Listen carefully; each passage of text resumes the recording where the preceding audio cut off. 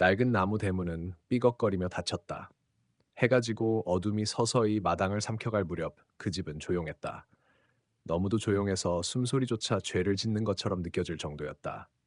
한때 사람들의 발길이 오가던 집, 지금은 바깥 세상과 단절된 듯 거미줄에 뒤덮인 창문 너머로는 어떤 희망도 온기도 느껴지지 않았다.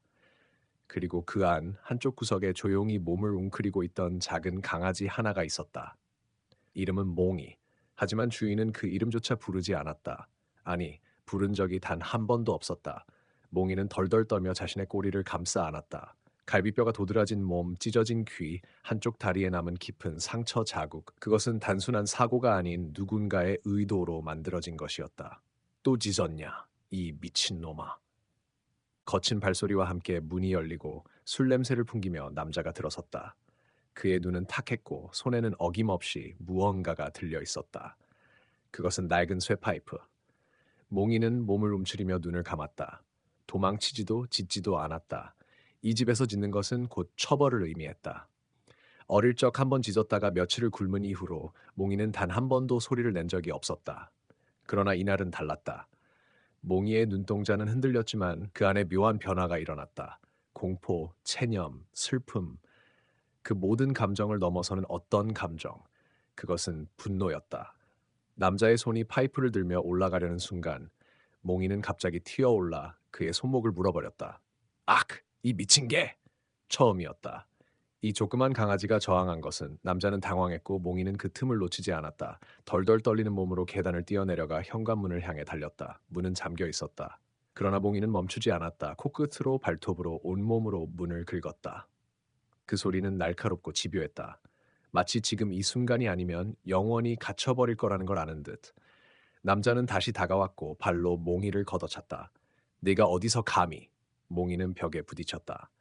눈앞이 흐려졌지만 그 순간 문 너머에서 어떤 소리가 들렸다. 저기요? 안에 누구 있어요? 이웃이었다. 한 번도 관심을 보인 적 없던 이웃의 목소리. 몽이는 남은 힘을 다해 짖었다. 처음으로 몇 년 만에 자신이 살아있음을 증명하는 울부짖음을 냈다. 멍, 멍, 멍. 그 짧은 외침은 상상보다 더 멀리 퍼졌다. 그리고 그 외침은 단순한 개의 소리가 아니었다. 그것은 도움 요청이자 폭로였고 곧바로 상황은 생각지도 못한 방향으로 흘러가기 시작했다. 현관문 앞 굳게 닫힌 철문 너머로 몽이의 짖는 소리가 메아리 쳤다. 그 소리는 평소 같았으면 단순한 개짖음으로 치부되었을 것이다. 하지만 이날 이상할 정도로 그 짖음은 절박했고 길게 이어졌다.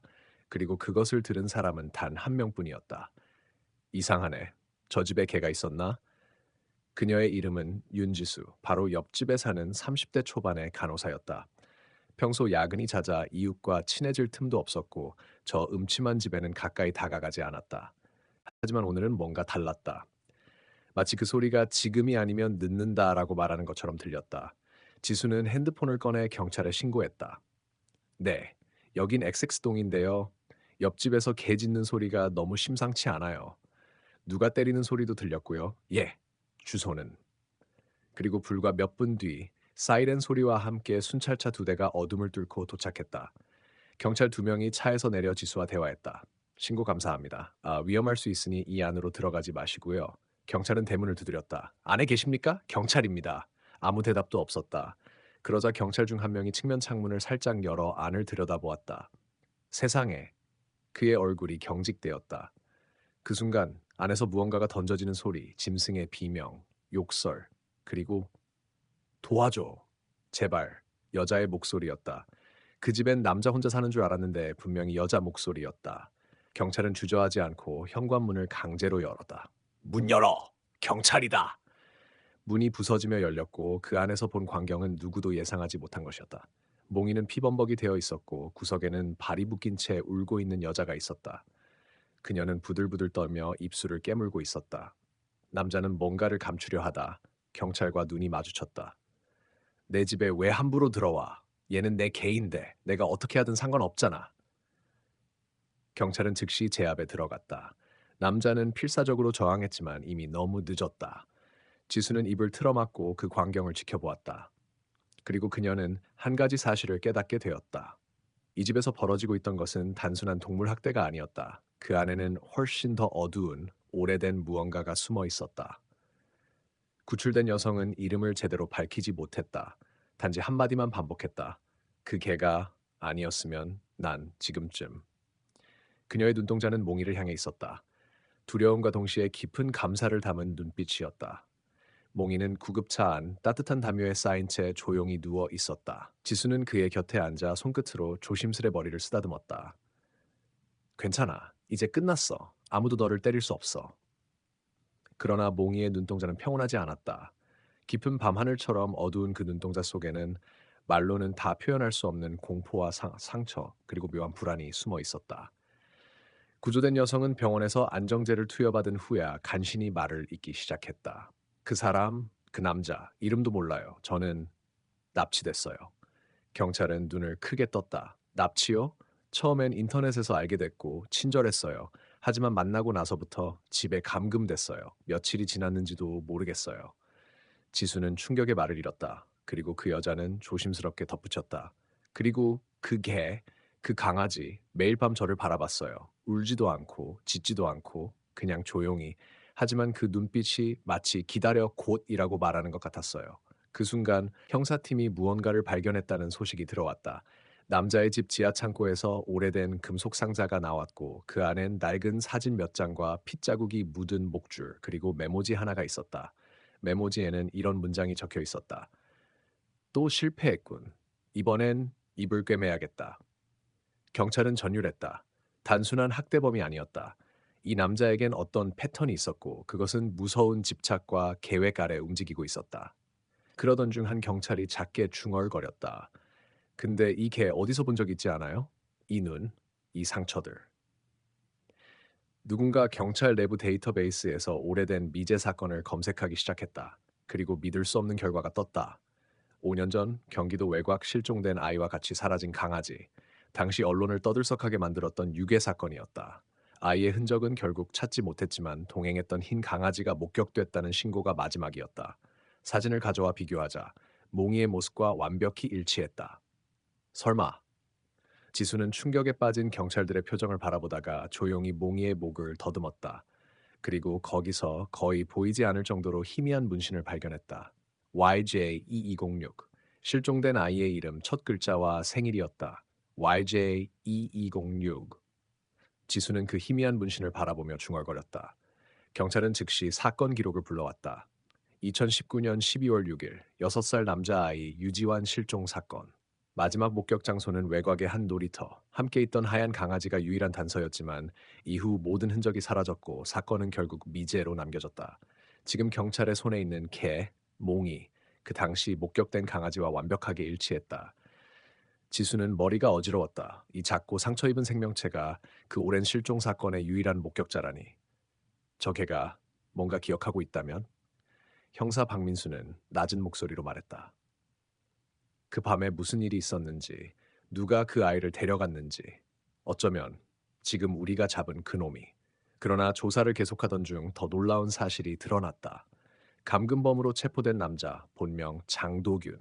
그는 그날 실종된 유지환의 이웃이었다. 수사 당시엔 알리바이가 확실한 듯 보였고 경찰은 그를 의심하지 않았다. 하지만 새로 복원된 감시 카메라 기록에서 그가 밤중에 무엇인가 자루 같은 것을 들고 이동하는 모습이 포착되었다. 그 자루 속에는 아이가 있었을 가능성이 높았다. 문제는 이후의 흔적이 전혀 남지 않았다는 점이다. 그리고 그 순간 지하실에서 발견된 사진 중 한 장에 작은 발자국이 찍혀 있었다. 진흙에 찍힌 어린아이의 맨발. 사진의 배경은 도심과는 전혀 다른 깊은 숲. 전문가는 분석을 통해 그 장소가 경기 북부 폐석장 근처임을 확인했다. 그 아이가 혹시 거기. 경찰은 즉시 수색팀을 꾸렸다. 그러자 몽이가 무언가를 감지한 듯 지수의 품에서 벌떡 일어났다. 상처투성이 몸으로 고개를 들고 어딘가를 향해 조용히 으르렁거렸다. 그 눈빛은 분명히 말했다. 거기야. 수색팀은 몽이를 동행시켜 폐채석장으로 향했다. 어둡고 음습한 그곳, 무너진 철문과 오래된 콘크리트 구조물 사이에서 몽이는 갑자기 뛰기 시작했다. 이윽고 멈춘 자리. 그는 바닥을 향해 계속 긁었다. 그리고 그곳에서 작은 뼈 조각이 드러났다. 아무도 말이 없었다. 지수는 무릎을 꿇고 몽이를 꼭 안았다. 그러나 경찰은 그 뼈가 아이의 것인지 확인하기 위해 감식 결과를 기다려야 했다. 그날 밤 몽이는 지수 곁에서 들르지 못한 채 밤새 창밖을 바라봤다. 그리고 누군가 멀리서 그를 지켜보고 있었다. 채석장에서 발견된 뼈 조각, 현장 감식 결과는 모두를 숨죽이게 만들었다. DNA 감식 결과 나왔습니다. 형사 박민수가 서류를 펼치며 말했다. 발견된 뼈는 인간의 것이 아닙니다. 뭐라고요? 어린 개의 앞다리입니다. 몽이와 비슷한 종, 아마도 과거 훈련 도중 희생된 개체로 보입니다. 지수는 숨을 삼켰다. 그렇다면 지환이는 아직 어딘가에 살아있다는 뜻일까? 그러나 그 순간 지하실에서 복구된 컴퓨터의 하드디스크 속에서 더 충격적인 영상 파일 하나가 발견되었다. 영상은 희미한 흑백 화면이었다. 작은 지하 방안. 쇠창살 너머에 갇힌 소년. 6살 정도의 아이가 무표정하게 카메라를 바라보고 있었다. 그리고 그 뒤편에 그 아이 옆에 엎드려 있는 하얀 강아지, 몽이. 지수는 자신의 숨이 멎는 것 같았다. 이건, 이건 지환이야. 분명해. 영상은 짧게 끝났지만 날짜는 분명히 찍혀 있었다. 2020년 2월 17일.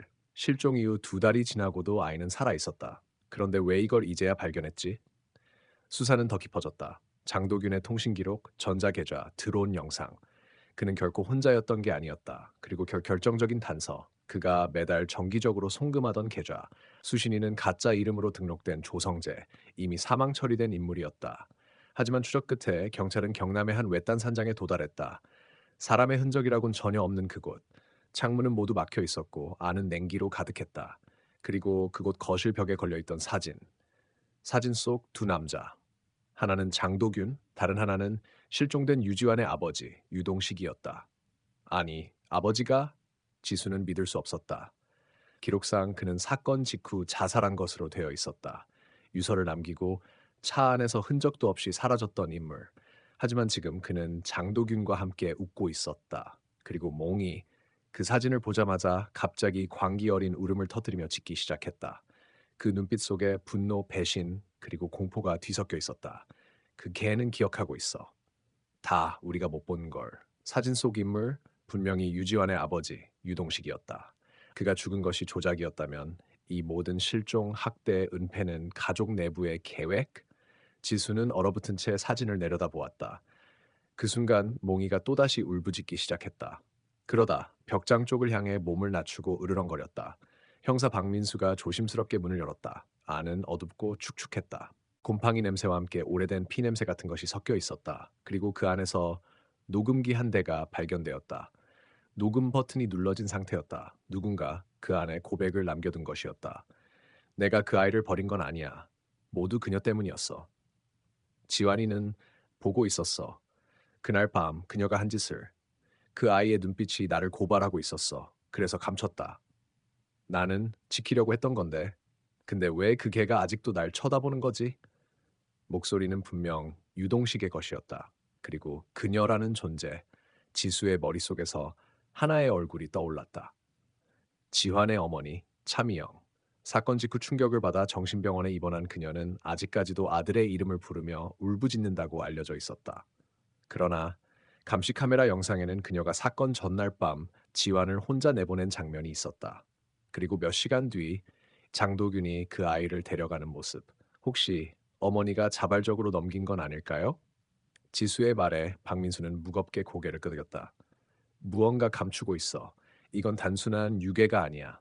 이건 복수 혹은 협박, 가족 내부의 폭력, 그 연장선이야. 그러나 이때 한 통의 문자가 지수의 휴대폰에 도착했다. 번호는 표시되지 않았다. 사진을 봤겠지. 이제 알았겠네. 진짜 지환이는 아직 거기 있어. 몽이만 따라오면 알게 될 거야. 지수는 주변을 둘러봤지만 아무도 그 문자를 보낸 자를 찾을 수 없었다. 그러자 몽이가 뭔가를 감지한 듯 고개를 돌렸다. 그리고 창문 밖을 바라보며 조용히 꼬리를 흔들었다. 저건 신호야. 형사들과 함께 지수는 즉시 차량에 탑승해 문자 속 위치로 추적을 시작했다. 그곳은 지수조차도 들어본 적 없는 오래된 폐산장 근처에 방치된 요양원. 그곳엔 아직 지환과 관련된 더 깊은 진실이 숨쉬고 있었다. 어둠이 짙게 내려앉은 산 중턱, 폐쇄된 지 15년이 넘었다는 청암 요양원 앞. 건물은 금방이라도 무너질 듯 삐걱대고 있었고 녹슨 철문은 몽이의 발소리에 맞춰 기괴하게 울렸다. 여기야. 분명 이 안에 뭔가 있어. 지수는 손전등을 들고 조심스레 안으로 들어섰다. 형사 박민수와 두 명의 팀원도 뒤를 따랐다. 몽이는 망설임 없이 앞장서며 어둠 속을 뚫고 걸었다. 복도는 폐허였다. 깨진 유리, 피처럼 말라붙은 붉은 자국, 그리고 벽에 긁힌 듯한 손톱 자국들. 시간이 멈춘 듯 사람의 흔적은 오래전 사라져 있었다. 그러나 저기 소리 들렸어요. 희미한 아이의 콧노래. 지금 이 시간 이 폐허 속에서 어린 목소리가 들려오고 있었다. 모두가 숨을 죽이고 귀를 기울였다. 지금 내가 보는 건 꿈일까? 엄마는 언제 오시려나? 지수의 손이 떨렸다. 지환이. 그때 몽이가 달리기 시작했다. 2층 복도로 이어지는 좁은 계단을 미친 듯이 내달리더니 한 개의 철문 앞에서 멈췄다. 그 문 위에는 희미하게 손으로 적힌 글씨가 있었다. 말하지 마. 들키면 또 감겨. 형사 박민수가 조심스럽게 문을 열었다. 스르륵 쇳소리와 함께 문이 열렸고 그 안엔 작은 침대, 곰인형 그리고 어린아이의 그림들이 벽을 가득 메우고 있었다. 그리고 구석, 무릎을 끌어안은 채 웅크리고 있던 아이, 뼈만 남은 듯한 말라붙은 몸. 그 아이가 고개를 들었다. 몽이 지환이었다. 분명 그 눈빛, 그 목소리.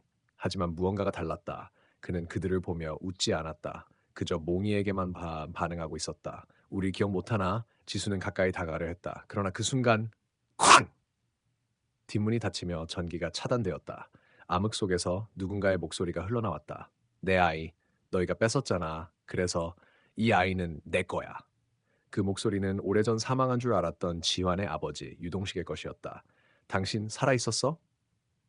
그러나 대답 대신 벽 너머에서 무언가가 움직였다. 기계 소리, 전기 충격음, 철제 발소리, 그리고 무언가가 지수와 형사들을 향해 천천히 다가오기 시작했다. 암흑 속에서 들려오는 발소리, 관, 쿵, 금속이 바닥을 긁는 듯한 소리. 형사 박민수는 총을 꺼내들었지만 그 어둠 속 존재는 모습을 드러내지 않았다. 정체를 밝혀 이 안에 사람 있습니까? 대답은 없었다. 대신 오래된 스피커에서 다시 그 목소리가 울렸다. 진짜 괴물은 내가 아니야. 괴물은 웃으며 아이를 버린 그 여자였지. 그래서 난 지키기로 한 거야. 내 방식으로. 그러더니 갑자기 벽 전체에 빛이 들어왔다. 아이의 그림처럼 보였던 벽면은 사실 비밀 감시 모니터로 가득 차 있었고 그 안에는 수년간 촬영된 영상들이 반복 재생되고 있었다. 영상 속엔 지환의 삶이 있었다. 혼자 밥을 먹고 혼자 그림을 그리고 혼자 벽을 보며 중얼거리는 아이. 그리고 그 곁엔 항상 몽이가 있었다. 그러나 그 영상 중 하나 충격적인 장면이 있었다. 어린 지환이 창밖을 바라보다가 어디선가 들려오는 비명 소리에 놀라 몸을 움츠린다.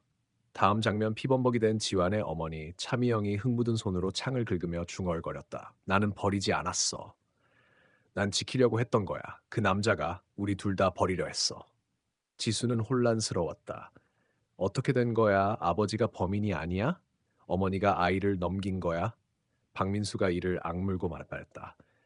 아니야, 이건 서로가 서로를 배신한 거야. 이 아이는 어른들의 폭력 속에서 둘 다에게서 버림받았던 거야.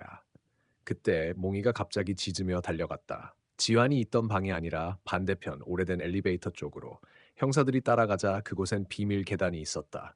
그리고 계단 아래 작은 철문이 열려 있었고 그 안에 누군가 있었다. 작고 왜소한 실루엣, 머리카락은 자라 엉켜 있었고 옷은 걸레처럼 찢어져 있었다. 그러나 그 아이가 고개를 들었을 때 지수는 숨을 삼켰다. 지환이. 그렇다. 또 다른 지환이 거기 있었다. 그럼 위층에 있던 아이는 누구였지? 그러자 계단 위에서 불빛 하나가 켜졌다. 그리고 그곳에 서 있던 위층의 지환이 천천히 말했다. 내가 진짜야. 나는 지켜야만 했거든. 지수는 얼어붙은 채 진짜와 가짜를 구분할 수 없었다. 둘 다 지환 같았고 둘 다 몽이를 알고 있었다. 그러나 몽이는 단 한쪽으로만 달려갔다. 지수는 숨을 삼켰다. 몽이의 선택이 진실을 말해줄 것이다. 몽이는 숨을 고르더니 조용히 하지만 확고히 계단 아래 아이에게 다가갔다. 그 아이는 두 팔을 벌려 몽이를 안았고 눈물을 뚝뚝 흘리며 중얼거렸다.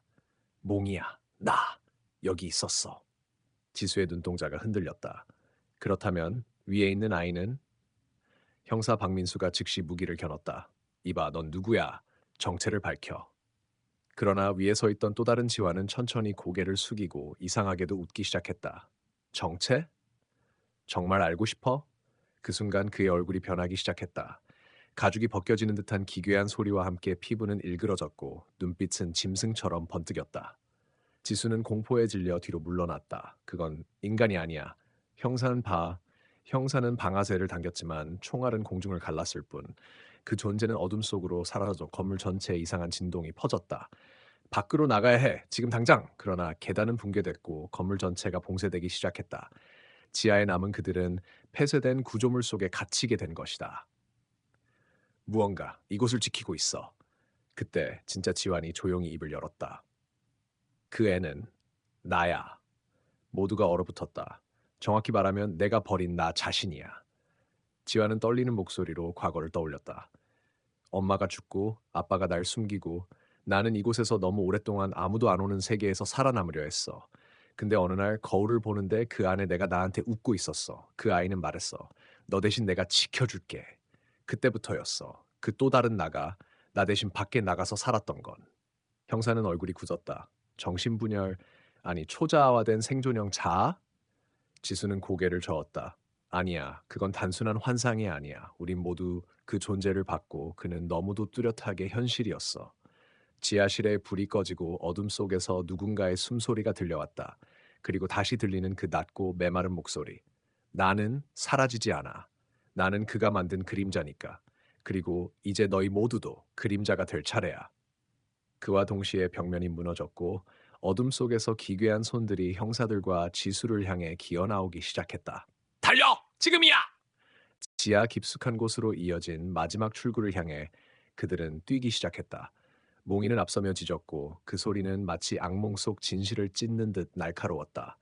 지하 깊숙한 통로를 따라 그들은 달리고 또 달렸다. 벽이 무너지고 천장이 내려앉는 와중에도 몽이는 앞장서서 단 한 번도 뒤를 돌아보지 않았다. 그러나 갑자기 통로 끝에서 강철문이 굉음을 내며 닫혔다. 쿵! 안 돼! 출구가 막혔어! 지수는 절망스러운 눈빛으로 말했다. 형사 박민수는 주변을 살폈다. 반대쪽은 다시 그림자가 오고 있어. 지화는 떨리는 목소리로 말했다. 그 그림자, 이건 나 때문에 생긴 거야. 내가 만든 괴물. 그때 몽이가 조용히 지환을 바라봤다. 그리고 형사 옆에 떨어져 있던 열쇠 뭉치를 물고 철문 앞으로 달려갔다. 몽이, 거긴 위험해. 하지만 몽이는 멈추지 않았다. 철문 앞에선 그는 문 아래로 열쇠를 밀어넣고 짖기 시작했다. 점점 크게, 점점 절박하게.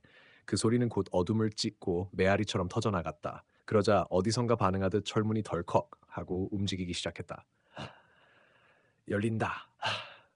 그러나 동시에 뒤에서 그림자의 존재가 모습을 드러냈다. 이젠 얼굴도 형태도 사람이 아니었다. 불에 탄 듯한 형체, 찢긴 입, 텅 빈 눈동자. 널 다시 집어삼키겠다. 넌 내 거니까. 지화는 얼어붙었지만 그 순간 몽이가 몸을 돌려 그 존재를 향해 달려들었다. 몽이 안 돼. 그러나 몽이는 그림자의 목을 물고 바닥으로 함께 굴러 떨어졌다. 폭음, 빛, 진동. 터널이 붕괴되기 직전 지수와 지환 그리고 형사 박민수는 철문을 통해 간신히 빠져나왔다. 밖은 새벽이었다. 하늘이 어둑했고 오랜만에 맞는 공기가 모두의 폐를 찢을 듯 시렸다. 하지만 그 안엔 몽이는 없었다. 며칠 후 지아는 보호센터에서 치료를 받고 있었고 지수는 조용히 경찰 진술서를 작성하고 있었다. 형사님, 정말로 그림자 같은 존재가 현실일 수도 있나요? 박민수는 말없이 고개를 끄덕였다. 어떤 상처는 너무 오래되면 형태를 가져버리지. 그러면 몽이는 그 그림자를. 형사는 창밖을 바라보며 말했다. 그 아이는 마지막까지 자기 친구를 지킨 거야. 자신을 희생하면서. 그날 밤 지아는 혼자 창밖을 바라보다 작은 목소리로 중얼거렸다. 몽이야, 잘 있었어? 그때 창문 너머로 부드러운 바람이 불었고 들리지 않을 정도로 미세하게 어디선가 낮고 익숙한 짖는 소리가 귀를 스쳤다. 멍. 지아는 조용히 눈을 감았다. 그리고 웃었다. 진짜로. 처음으로. 고마워, 내 몽이.